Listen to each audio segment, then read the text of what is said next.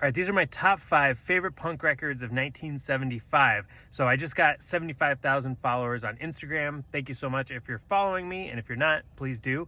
And I wanted to talk about some of my favorite punk records from this year.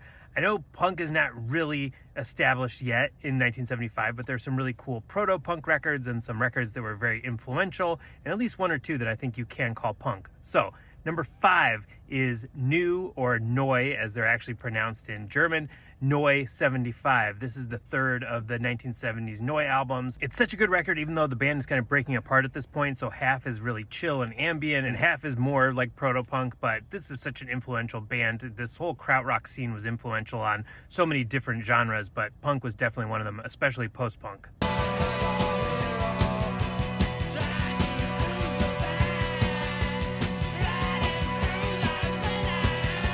Number 4, this is kind of a weird one. This is an album called Nadir's Big Chance. This is by Peter Hamel, who is from the prog rock band Vandergraaf Generator, but he had some solo albums. This is like his 5th solo album, but this one is really garagey and punky, kind of in that like Alice Cooper kind of way, where it's rock, but it just has this edge to it that was influential on the punk scene, and this is a really cool record. I'm gonna speak, gonna shout, gonna play my guitar until your body.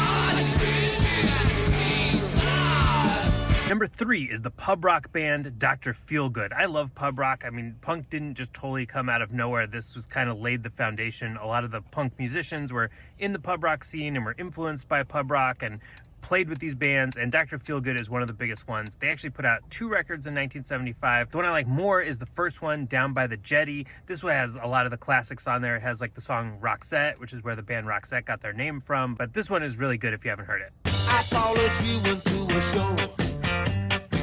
The band was playing rock and roll. Roxette, I didn't need to seek you out. Number 2, The Dictators. The Dictators go girl crazy. So if you don't know the Dictators, they're like the Pepsi to the New York Dolls is Coke. They were part of the same kind of early 70s New York scene with the Dolls, and this album is dumb and fun and a little controversial, but I think it's a really underrated record. I'm the type of guy who's into getting high on a Friday afternoon. So now you know I'm a regular Joe, and I tell you what I like to do. All right, before I get to my number 1, I got to do an honorable mention to the punk band Death. So this is one of the coolest stories in all of music history. This Detroit band that was doing like hardcore punk before punk itself was even established, and the record was kind of lost and the band forgotten about for decades. So even though most of this album For the Whole World to See was recorded in 1975, I can't count it since it was actually not released as a full length until 2011. But if you don't know the story, I did do a video on it on my page. And if you don't have this album, you have to. It's so good. But my number 1 punk album of 1975, some people call this the first ever punk album. It's definitely one of the best albums of any genre of this year, maybe even of this decade. Patti Smith's Horses.